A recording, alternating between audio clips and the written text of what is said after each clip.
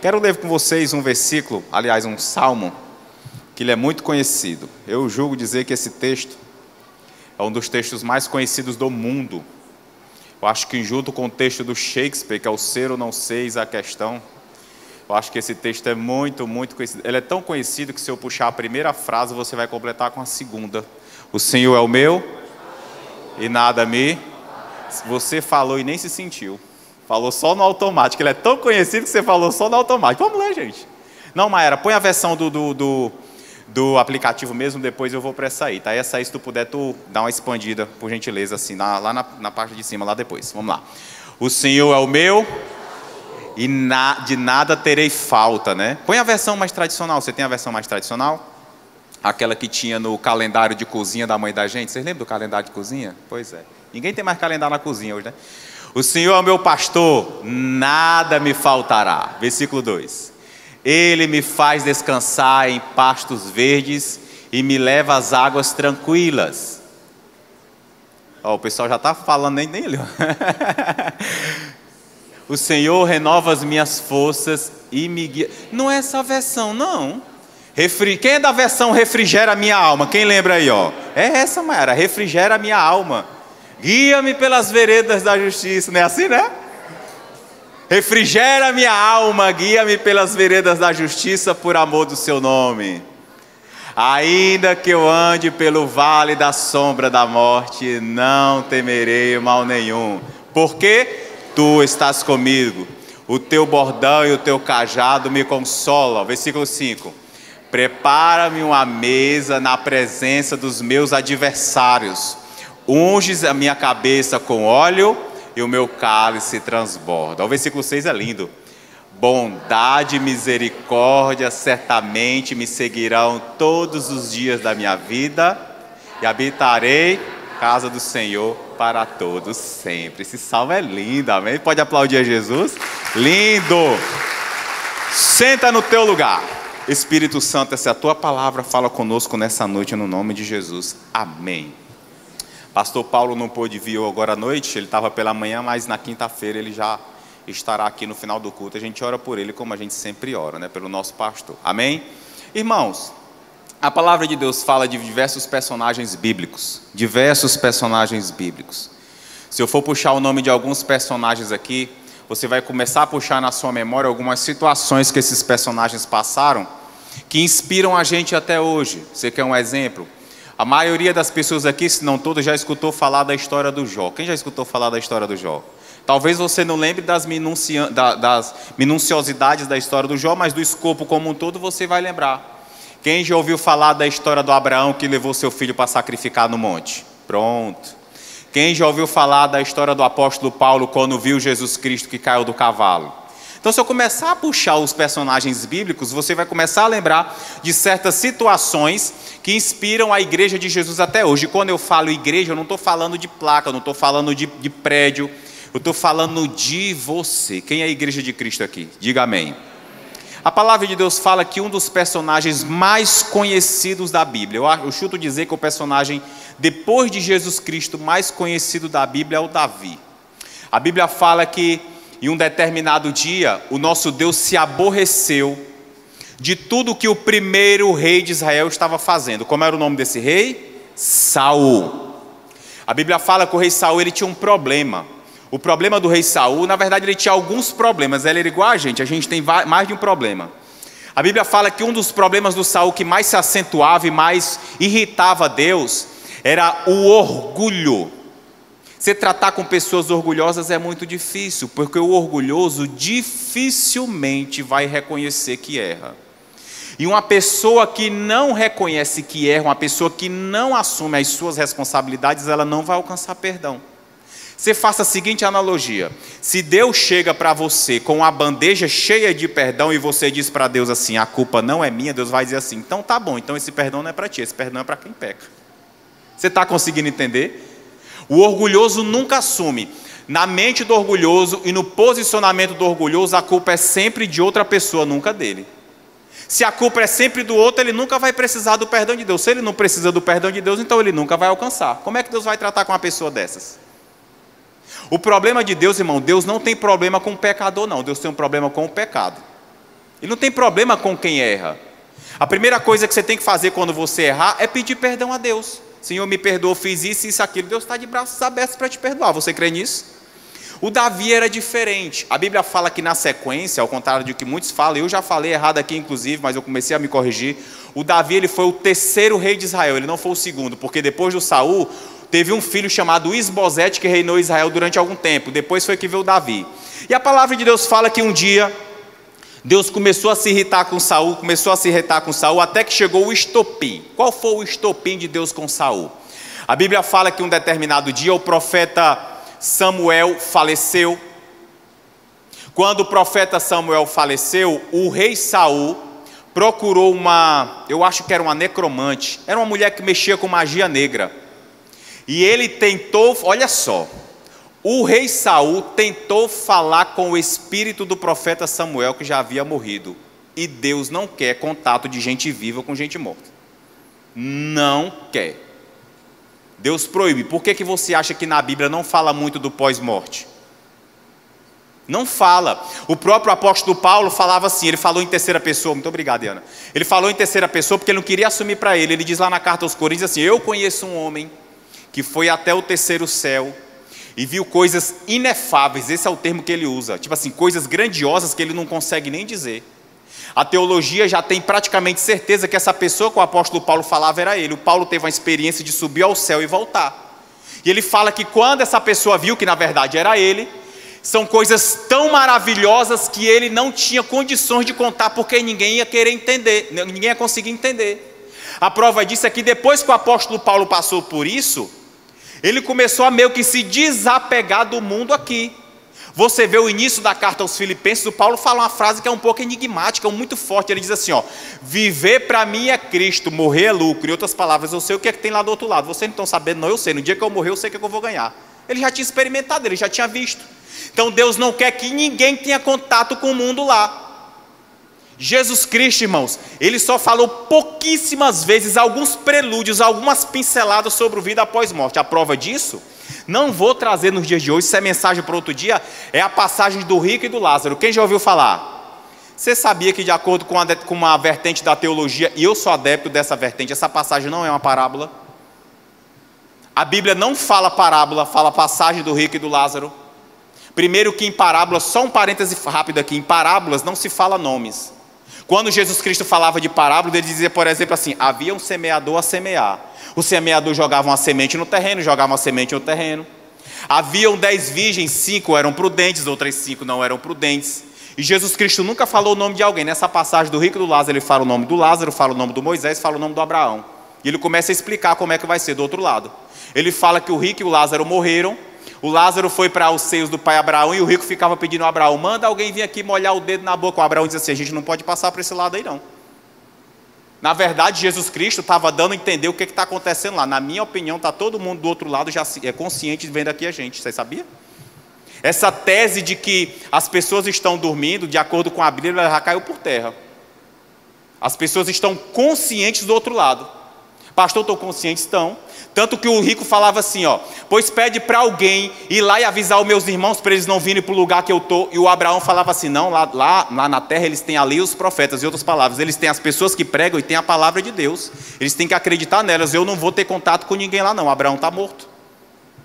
Mas isso aqui é mensagem para outro dia, só para você entender o porquê que Deus se irou com Saul no dia que ele quis contactar o espírito do Samuel. E a palavra de Deus fala que no dia que Deus se irou com Saul, Deus falou para o Samuel assim: Samuel, eu vou escolher um rapaz na casa de Jessé, o belemita. Por que é belemita? Porque é da cidade de Belém.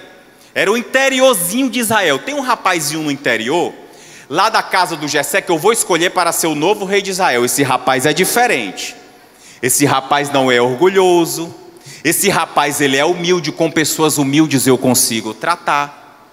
Pastor um dia desse pregou, não lembro se foi na quinta ou foi no domingo, sobre a parábola do filho pródigo. Igual uma parábola, ele não fala em nome nenhum de nome das pessoas, né? A parábola do filho pródigo. Quando foi que o filho pródigo teve a vida dele transformada? Quando o filho pródigo voltou. Voltou humilde. A Bíblia fala que o filho pródigo não voltou querendo ser filho, ele voltou querendo ser funcionário. Em outras palavras, eu não mereço mais ser filho do meu pai, não. Eu quero só ser funcionário, porque aqui eu não tenho o que comer. Lá até os funcionários comem melhor do que eu. Estou comendo com os porcos. voltou com o coração quebrantado, voltou com um posicionamento diferente. Então, pessoas humildes, elas atraem a Deus. Pessoas humildes, elas atraem a bênção de Deus. Quem precisa da bênção de Deus aí? É só ser humilde. Só ser humilde. Pastor, como é que eu faço para ser humilde? É simples, reconheça teus erros diante do Deus que você serve. E a palavra de Deus diz que o Davi tinha um coração diferente. A Bíblia fala que Deus mandou o profeta Samuel lá para a cidade de Belém. O profeta ficou temeroso, porque sempre que um profeta chegava em um determinado lugar, naquela época, hoje é diferente, tá, irmãos? Naquela época, quando um profeta chegava no lugar, ficava todo mundo parado atônico. O que o profeta vai falar? Por quê? Porque Deus levantava dois tipos de pessoas naquela época para tratar da parte espiritual. Eram os profetas e os sacerdotes. Eles tinham funções diferentes, só para você entender. Eu gosto que vocês entendam. O profeta era aquela pessoa que recebia o recado de Deus e jogava para o povo. Então o profeta fazia esse sentido, vinha de cima para baixo. O sacerdote era diferente. O sacerdote ficava no templo recebendo as ofertas das pessoas, fazendo os sacrifícios para que as ofertas das pessoas alcançassem a Deus e tivessem seus pecados perdoados. Então, quando o profeta fazia o sentido de cima para baixo, o sacerdote fazia de baixo para cima. O Samuel, ele era os dois. Ele era profeta e ele era sacerdote. Ele aprendeu com o profeta Eli, porque ele cresceu no templo quando Eli morreu. Nenhum dos filhos de Eli assumiu o templo, quem assumiu foi o Samuel. Então ele virou sacerdote e profeta.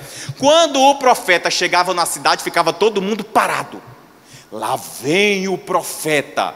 O que vai acontecer nessa cidade? Hoje é diferente. Hoje ninguém fica, nem precisa mais ficar temeroso quando vê um pastor, não. O pessoal vive me vendo no supermercado, irmãos. Quem já me viu no supermercado aqui? Olha o pessoal levantando a mão. Pastor, tudo bom? De opa, tudo bem? De boa, normal, a gente é igual a todo mundo. Naquela época, não. Aí o profeta Samuel disse assim: se eu for para Belém, está aqui em Samuel capítulo 16, o rei Saul vai saber que eu estou indo lá. Como é que eu vou fazer, meu Deus? Aí Deus falou assim: Samuel, faz o seguinte, olha a conversa de Deus com Samuel. Você vai pegar um novilho, você vai para Belém, e o rei Saul vai entender que você vai lá para prestar um sacrifício, para prestar um culto para mim. Aí o Samuel levou o novilho. Quando chegou em Belém, as pessoas começaram a se perguntar: profeta, o senhor vem em paz? Em outras palavras, o senhor vem trazer alguma mensagem boa ou uma mensagem ruim da parte de Deus para nós? O profeta: não, eu vim em paz, eu vim só prestar um sacrifício. O Samuel fez do jeito que Deus mandou. Quando Deus te mandar fazer alguma coisa, faça do jeito que Ele está mandando, que você vai receber bênção lá na frente. Você crê nisso? A Bíblia fala que o Samuel chegou, prestou o sacrifício, cultuou a Deus e foi para a casa do Jessé. Quando chegou na casa do Jessé, ele deu a notícia: Jessé, é o seguinte, o nosso Deus escolheu um novo rei para Israel. Eu imagino a cara do Jessé: um novo rei. Por que eu imagino isso, irmão? Porque as pessoas já naquela época eram igual a gente hoje, as pessoas eram curiosas. Quem é curioso aqui, levanta a mão. Ui, o resto não é não interessante. Eu cheguei para uma irmã aqui um dia, eu disse assim: quero conversar contigo uma coisa, mas só vou conversar perto do Natal. Ah, pastor, pelo amor de Deus, não faça um negócio desse comigo, não. Acho que ela nem viajou direito. Tem gente que é curioso. Se você dizer assim: quero falar contigo, fala: não, não vou falar agora não, vou falar só depois. A pessoa não dorme mais. Quem é assim? O povo se entregando, né? O baixa a mão. Quem conhece alguém assim? Agora levanta a mão. É tu, né? Você que está falando que a conhece. É você, né? Acontece, irmãos. Tem gente que é curioso. Pior é homem curioso. Que a mulher sai para conversar com as amigas, quando volta o homem diz assim: e aí, como foi a conversa? Vocês estão rindo porque o marido de vocês é assim, né? Tem umas irmãs entregando os maridos aqui à noite. O Jessé deve ter ficado curioso. O rei? O rei era uma figura praticamente intocável, irmãos. O rei vai ser trocado, Samuel. O rei vai ser trocado. E quem vai ser? A segunda notícia do Samuel: vai ser algum dos teus filhos. Dos meus filhos? Fala abaixo, rapaz, ninguém pode saber não. Manda chamar os teus filhos. Aí a palavra de Deus fala que o Jessé chamou logo o mais velho, mais bonito, mais garboso. Como era o nome dele? O Eliabe. Samuel capítulo 16, versículo 6.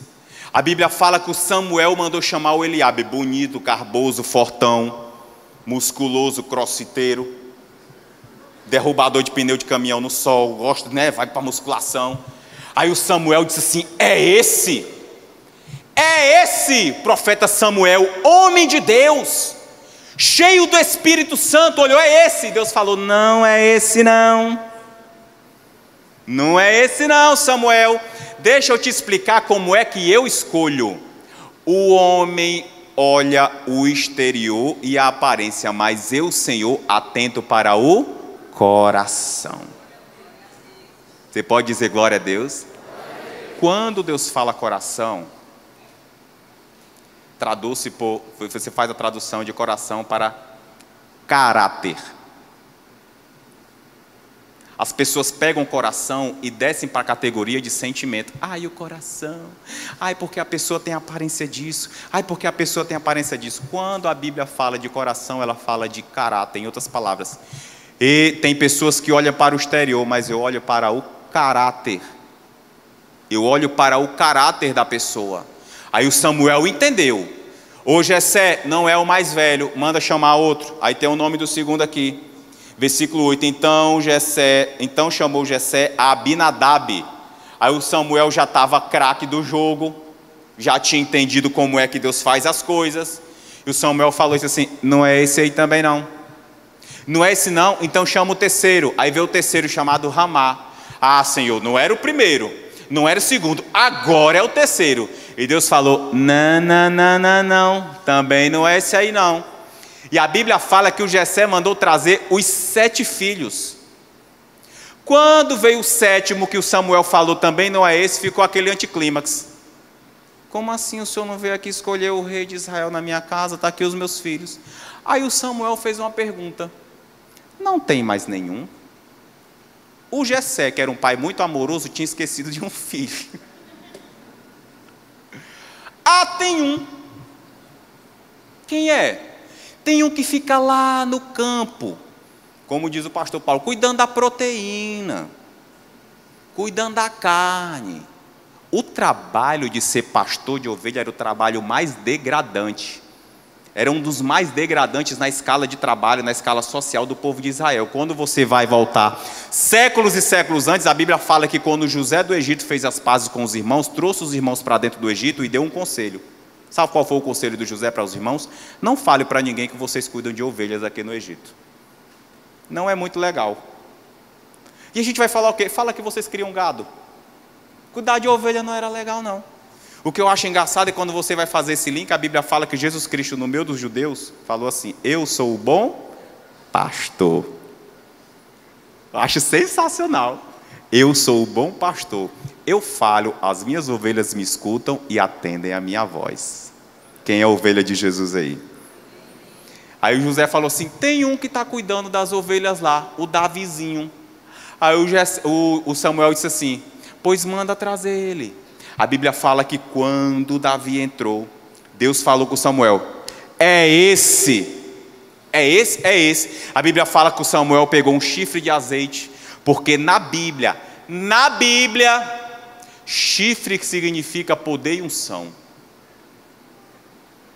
Na Bíblia, você não vai chegar para um irmão aqui no Maranhão e dizer assim, te desejo muito poder e muita unção, não vai dar certo. Na Bíblia, naquela época, tá irmãos? Naquela época, o Samuel pegou um chifre de azeite e derramou na cabeça de Davi. Daí para frente começou a vir a cruzes da vida de Davi. Por quê, irmãos? Porque o Davi, ele foi escolhido por Deus para uma posição que ele nunca pediu para ser. Você pode olhar na Bíblia toda a história de Davi, ele nunca pediu para ser rei. Mas Deus o escolheu. É incrível como Deus cisma com quem não quer aparecer. Você já prestou atenção nisso? Aquelas pessoas que não querem posicionamento, aquelas pessoas que gostam de ficar na sua. Deus cisma com esse povo e diz assim, eu quero é você. Eu escolho você. Faz igual o menino da minha época do Pokémon. Eu escolho você. É você que eu quero. É incrível como Deus, ele se apega a pessoas que não querem destaque. O Davi não queria. O Davi estava na dele. E Deus escolheu o Davi. Quando você estiver passando por algum tipo de dificuldade na tua vida, tenha certeza de uma coisa, Deus te escolheu para algo grande. E por que eu estou passando? Porque você está passando pelo mesmo processo que o Davi passou. Você está sendo preparado por Deus para você receber a bênção que Ele tem para você. Você consegue entender? O Davi começou a passar por um processo de preparação da parte de Deus.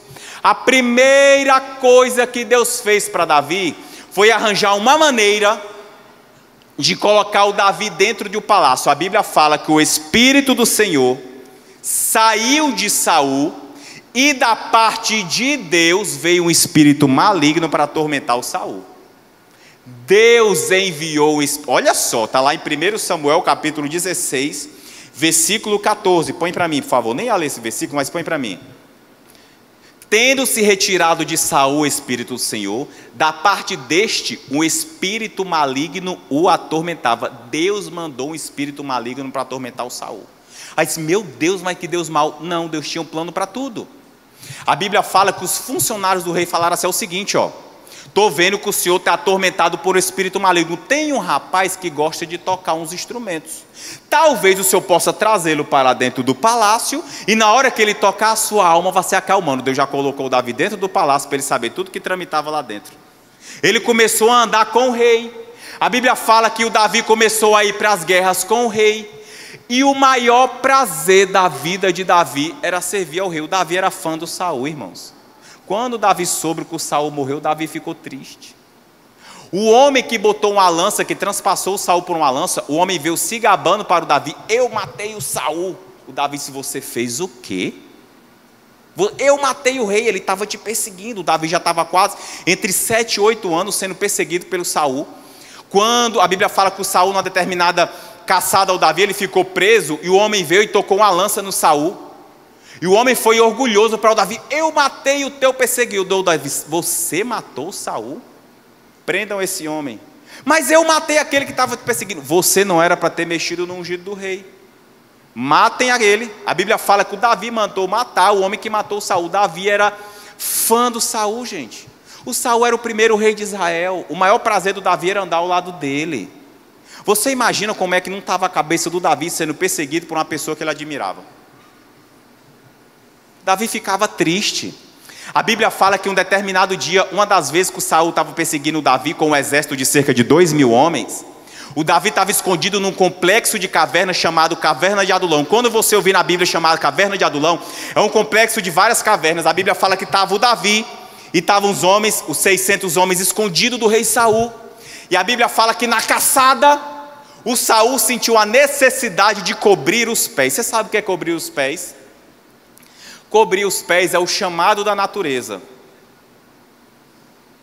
Você entendeu não? O Saul comeu uma maionese estragada no dia anterior. Quando você vê na Bíblia cobrir os pés, é isso mesmo que você está imaginando. O Davi entrou na margem da caverna, o Davi não, o Saul, e foi atender o chamado da natureza. Fazer o quê, pastor? O número 2. É sério, está na Bíblia. E a Bíblia fala que eles começaram a perceber, estavam lá no fundo da caverna e disseram assim, tem alguma coisa acontecendo ali. Eu imagino eles percebendo, irmãos. Se eles não estavam enxergando, eu imagino que eles perceberam com o nariz. Vai lá, Davi, o rei está ali. Quando chegou, o Saul estava naquela posição que todo mundo fica igual. Que seja rico, seja pobre, seja letrado, não seja. Todo mundo fica do mesmo jeito. Eu imagino a cena. A Bíblia fala que o Davi se aproximou por trás, puxou a espada e cortou o manto de Saul. Eu imagino que o Davi estava assim, ó. Cortou o manto de Saul. Quando cortou o manto de Saul, Saul foi embora. O Davi saiu fora da caverna e disse assim, ô rei, eu estou com um pedaço do teu manto aqui. O rei, do meu manto? É. Enquanto o Senhor estava cobrindo os pés, eu tive a oportunidade de te matar e não quis. Eu não quero o teu mal. Eu não quero o teu mal, eu quero só andar do teu lado. Eu quero só estar perto com o Senhor. A Bíblia diz que naquele dia o Saul fez as pazes com Davi. Mas como o Saul estava sendo atormentado por espírito maligno, ele não demorou muito tempo. Não demorou muito tempo, aí começou a perseguir o Davi de novo. O Davi, ele foi treinado. A Bíblia fala, só para você entender, que uma certa vez, para fugir do Saul, o Davi foi para a terra do Golias. O Davi já tinha matado Golias e foi para Gate, lá para os filisteus. A Bíblia fala que quando Davi chegou na terra do Golias, o Davi era odiado lá. O Davi começou a fingir demência. A Bíblia fala que o Davi começava a andar na casa das pessoas, batendo nas portas. A Bíblia fala que ele batia nas portas e babava. Você imagina a cena, irmãos? Que humilhação. O Davi batendo nas portas e babando. E a Bíblia fala que falaram para o rei de Gate assim: aquele homem que matou Golias, que era o nosso campeão, está aqui. Quem é ele? Quem é ele? Cadê? Quando foram ver, Senhor, ele está demente. O rei falou: não, ele está demente.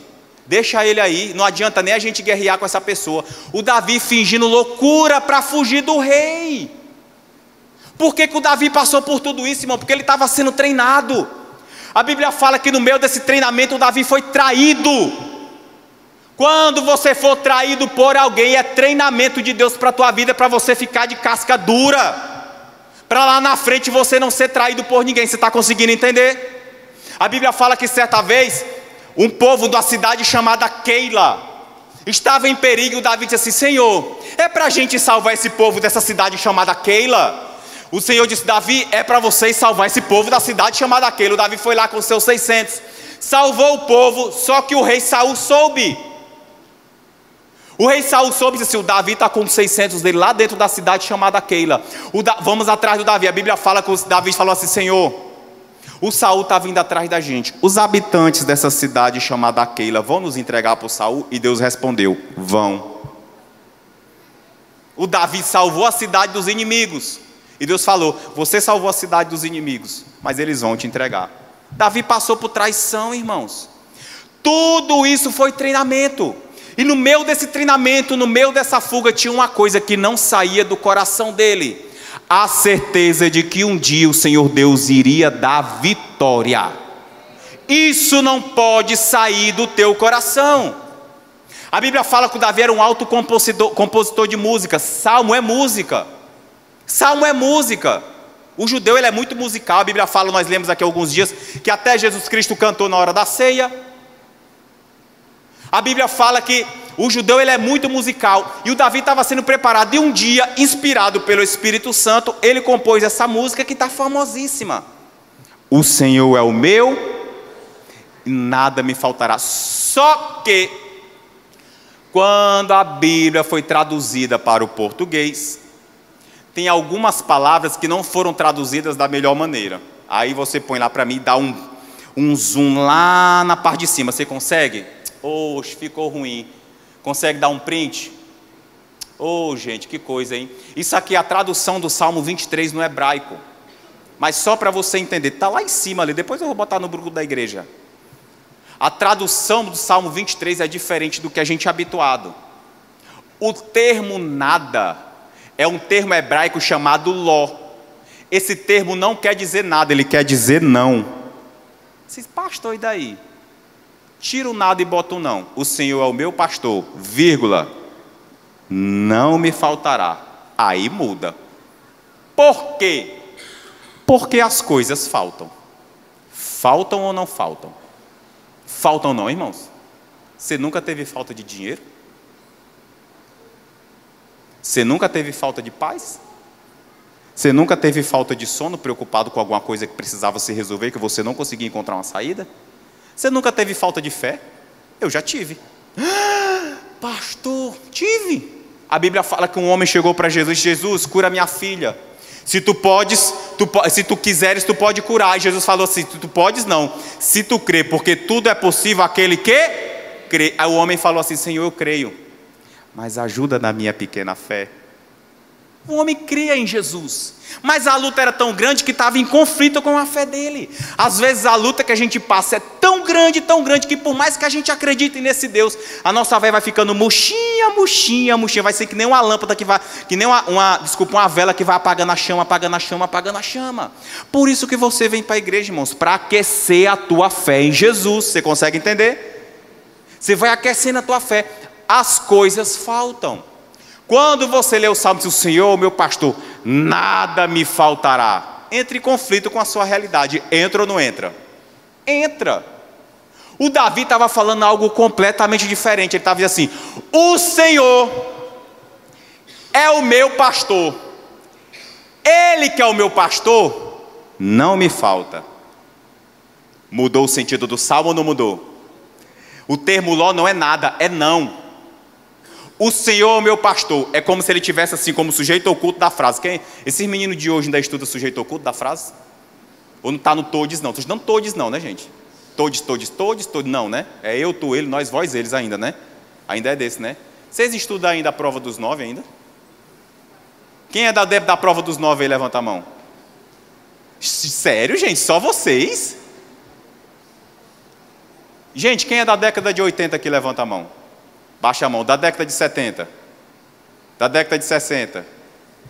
Quem ainda está vivo aí, da década de 50? Eu estava vendo esse dia uma reprise, um shotzinho de vídeo rápido, de um programa que muita gente aqui não conhece, que é da minha época. Esse programa, acho que ele é de 1996. Sai de baixo. Quem pegou o Sai de Baixo aqui? Esses meninos não sabem, nunca vão conhecer o famoso bordão. Cala a boca, Magda. Esses não sabem nem o que é. Sabem nem o que é. Gente, prova dos 9, eu não entendia nada. Como é que eu tinha 8 e tirava 9? Meu pai ficava, meu filho está aqui. Eu não entendia como é que eu tenho 8 e tiro 9. Então é como se tivesse um sujeito oculto na frase: o Senhor é meu pastor, vírgula, as coisas podem me faltar, mas Ele que é o meu pastor não me falta. Está pegando aí o sentido do Salmo? Davi, a Bíblia não fala especificamente quando foi que ele fez esse salmo, mas muito provavelmente foi quando ele estava em luta. Ele estava colocando, Ele que é o meu pastor. E vamos lá, irmãos, venhamos e convenhamos, o Davi era um profissional do ramo. Ele era pastor de profissão. Ele sabia o que era ser um bom pastor. Ele sabia que faltavam coisas para a ovelha, mas ele que era o pastor, que era o cuidador, ele não podia faltar nunca. Ele estava invocando o Deus que ele servia. Jesus Cristo, ele falou como é ser um bom pastor. Você sabia que Jesus falou o que é ser um bom pastor? Bom pastor não é aquele que prega muito bem, não. É maravilhoso pregar bem. Jesus Cristo diz assim, eu sou o bom pastor. Aí ele dá um exemplo de que é o ser um bom pastor. Ele diz assim, o bom pastor dá a vida pelas suas ovelhas. Isso é que é ser o bom pastor. Ele diz assim, ele complementa dizendo assim, o mercenário não dá a vida pelas ovelhas, mas o bom pastor dá. Eu vou dar a vida pelas minhas ovelhas. Quem é a ovelha do aprisco de Jesus aqui? Dá uma glória a Deus. Ele deu a vida por você. O Davi estava falando, Ele é o meu pastor, as coisas me faltam, está me faltando segurança, está me faltando a certeza do amanhã, eu estou sendo perseguido pelo homem que eu amo, que é um amor fraternal, irmãos, não é outro tipo de amor com segundas intenções, não, é um amor fraternal, um homem que eu admiro, ele está me perseguindo, mas Ele que é o meu pastor, Ele não me falta. Essa é a certeza que você tem que ter. Nos momentos de dificuldade, quando você estiver passando por situações, as coisas estiverem faltando para você, às vezes falta paz. Está faltando paz, está faltando segurança aqui. A mente é o terreno mais afetado pelo inimigo hoje em dia. É aqui que você decide matar, viver, se salvar, salvar alguém, estudar, ficar em casa, é tudo aqui. Às vezes a guerra da pessoa não é nem espiritual, é guerra psicológica, guerra emocional. A tua segurança psicológica pode faltar, mas o Deus que você serve, Ele nunca vai faltar. Essa é a certeza que você tem que ter. Ele diz, o Senhor é meu pastor, Ele não me falta. Ele continua dizendo, põe lá no Salmo 23, o normal mesmo. Ele me faz repousar em pastos verdejantes, leva-me para junto das águas de descanso. Davi estava passando por um momento de tribulação e estava profetizando sobre a vida dele, que um dia Deus ia levar ele para um lugar de descanso, e Deus levou. Um dia ele virou rei de Israel. E eu acho sensacional que o Davi teve diversas oportunidades de abreviar a luta que ele estava passando. Essa que eu falei para vocês de cobrir os pés, que ele estava na caverna, foi uma oportunidade, mas ele não quis entrar no reino de Israel pela porta dos fundos. Ele já tinha sido ungido para ser rei de Israel. Ele disse assim, eu não vou me precipitar. No dia que Deus quiser me colocar no lugar que Ele me escolheu para colocar, Ele vai colocar da maneira dele. Não vou ser eu que vou fazer isso. Você consegue entender a diferença? Eu tenho a oportunidade de abreviar minha luta, mas eu não vou fazer isso, porque é Deus que vai fazer, não sou eu.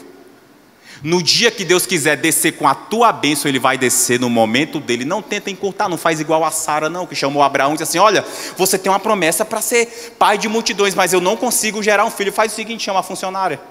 Isso deu uma guerra que está até hoje entre o mundo árabe e o judeu, até hoje, por causa da Sara. Por causa da Sara. As pessoas tentam abreviar a luta, mas na verdade a luta que você está passando é um processo de treinamento de Deus. O José tentou abreviar a luta dele. A Bíblia fala que ele estava preso. Chegou 2 rapazes lá. Ele ele traduziu o sonho dos dois e falou assim: lembra de mim, o rapaz que saiu para o rei, voltou para servir o rei, o copeiro, voltou e não lembrou do José. 2 anos depois foi que o rapaz lembrou. Se o José tivesse subido para saído da prisão no momento em que ele queria sair, ele não tinha saído para ser governador do Egito, ele tinha saído para ser padeiro, porque é o padeiro que estava morto, a vaga que estava aberta era essa, não era de governador. Você está entendendo? Deus tem coisas para ti muito maiores do que você está pensando. Por isso você está passando essa luta toda. Você crê nisso? Vou falar de novo que você não tomou posse. Deus tem coisas maiores para a tua vida do que você está pensando. Vou falar de novo, você bota assim: eu tomo posse. Deus tem coisas grandes para você na tua vida, maior do que você está pensando. Vamos treinar. Vamos treinar. Você tem que ser rápido no gatilho. Deus quer abençoar a tua família ainda esse ano no nome de Jesus. Diga: eu tomo posse no nome de Jesus. Deus quer te promover lá no lugar que você trabalha. Eu tomo posse no nome de Jesus. Essa pessoa que está te devendo vai te pagar no primeiro semestre. Agora vocês estão espertos, né? Eu vou fazer igual o pastor Fábio Rodrigues. Não sei se isso é fé ou desespero da parte de... O Davi teve a chance de abreviar, mas eu não vou entrar no reino de Israel pela porta dos fundos, não. Vou entrar pela porta da frente. É diferente. É diferente. Aí o Davi continuou: refrigera minha alma, guia-me pela vereda da justiça, por amor do teu nome. A vereda, só para você saber, é um caminho, é um atalho, mas é o atalho da justiça de Deus. Ainda que eu andasse, ou que eu ande pelo vale da sombra da morte, não temerei mal algum. Por quê? Porque o quê? Você está conseguindo entender, trazendo para a gramática novamente, que o sujeito dessa frase é Deus?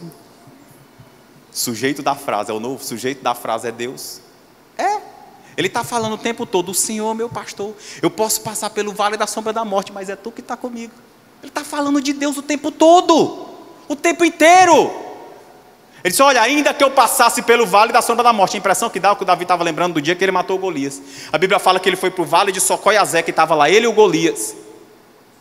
E ele olhou para o Golias começou a intimidar ele falou: não, eu vou contra ti em nome do Senhor dos Exércitos. Ele estava no vale lá, à beira da morte, ele vai lá, jogou a pedra, derrubou o Golias e matou o Golias com uma espada. Ele não matou com a pedra, tá? Matou com a espada. A pedra derrubou o Golias, ele pegou a espada do Golias e cortou a cabeça, tá? Ainda que eu passe pelo vale da sombra da morte, não temerei mal algum, porque tu estás comigo. O teu bordão e o teu cajado me consolam. Aí ele volta para o versículo 5, vou correr aqui. Preparas-me uma mesa na presença dos meus. Quando Davi foi levar alimento para os irmãos nessa batalha do Golias contra o povo de Israel, a Bíblia fala que o Davi começou a fazer algumas perguntas porque ele estava espantado. Está lá, 1 Samuel capítulo 17, versículo 28. 1 Samuel 17, 28, a Bíblia fala que o Davi começou a perguntar: ninguém vai fazer nada contra esse gigante. Ele está insultando o povo de Deus e insultando o Deus do povo.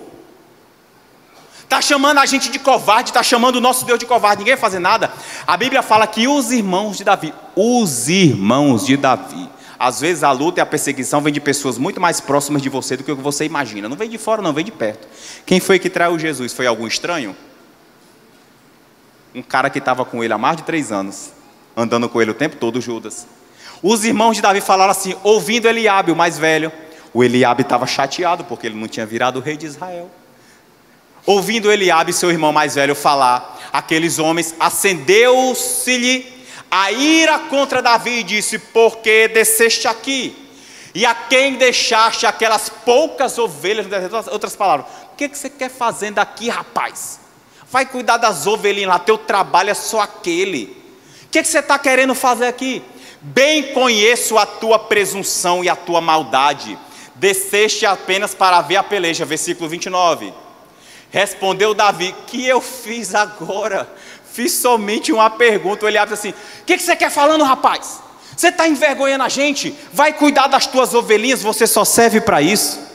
Davi, o que eu estou fazendo, moço? Eu estou fazendo só uma pergunta. Imagina um Davi maranhense: calma, senhor.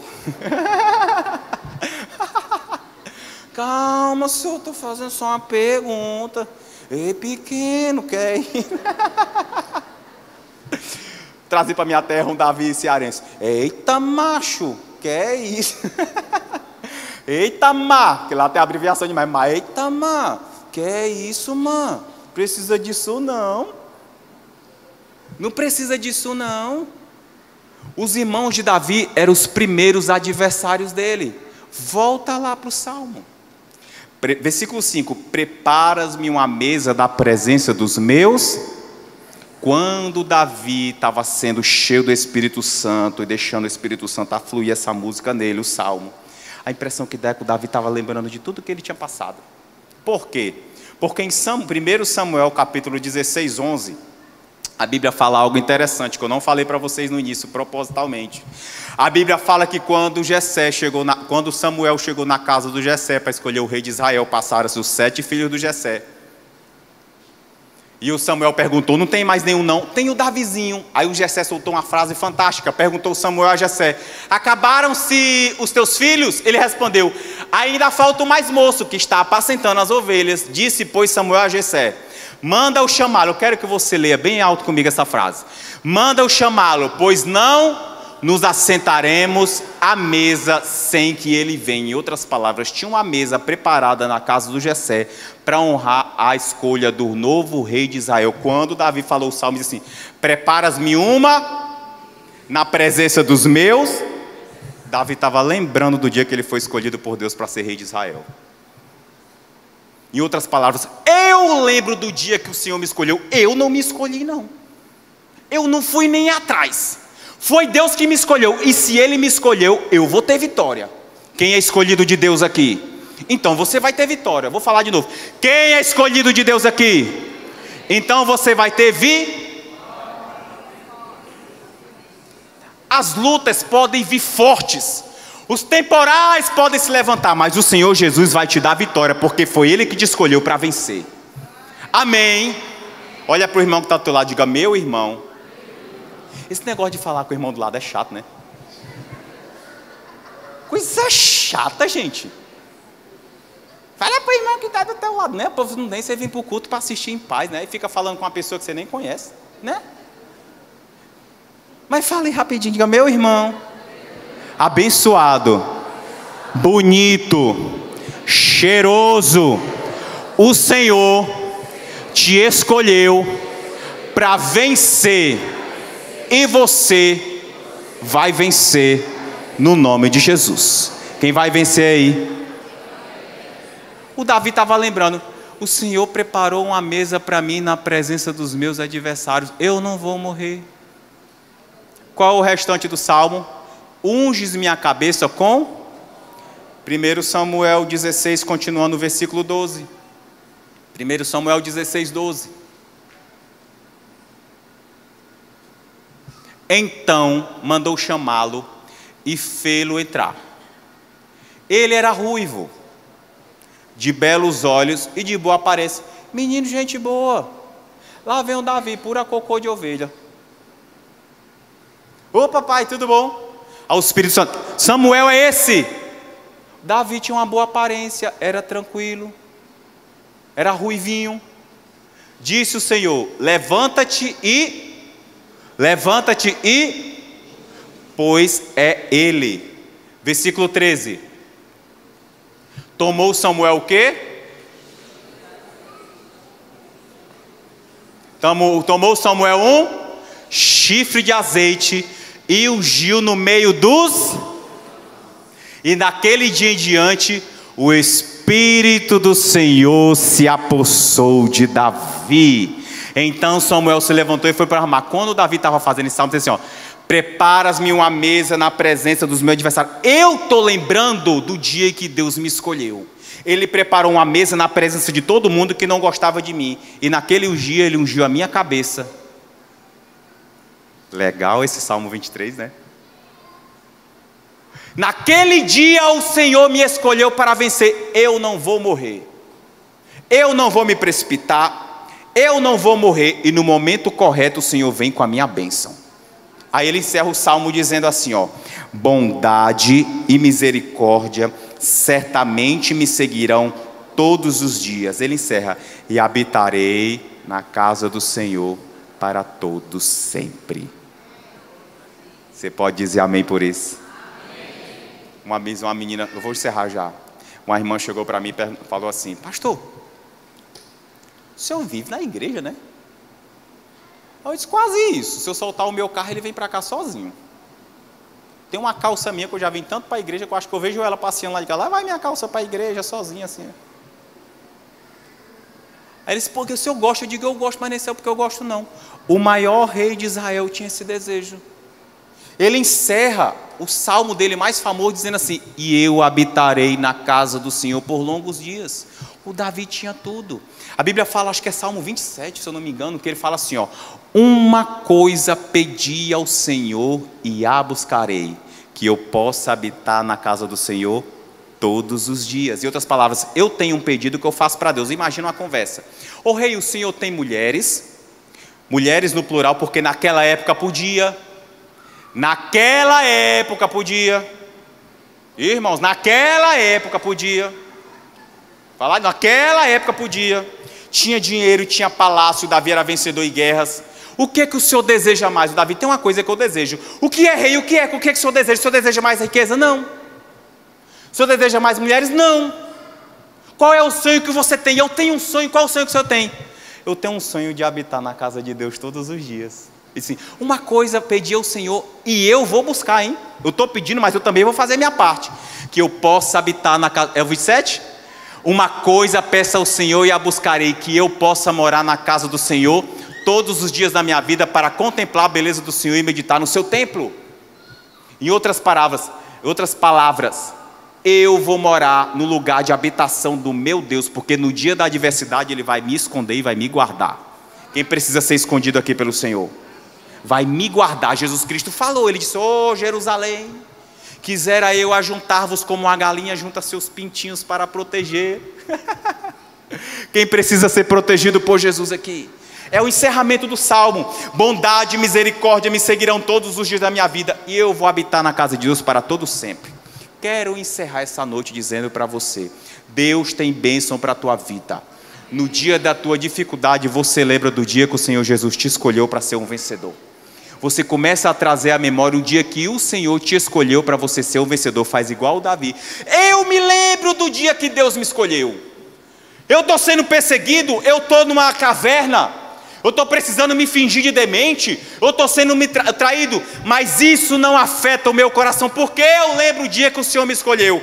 Tinha uma mesa, tinham pessoas que não gostavam de mim, um óleo desceu sobre a minha cabeça, e eu não vou morrer agora, eu vou viver até o fim da minha vida servindo ao Deus que eu sirvo. Bora os versículos que eu mandei para ti, só para a gente encerrar.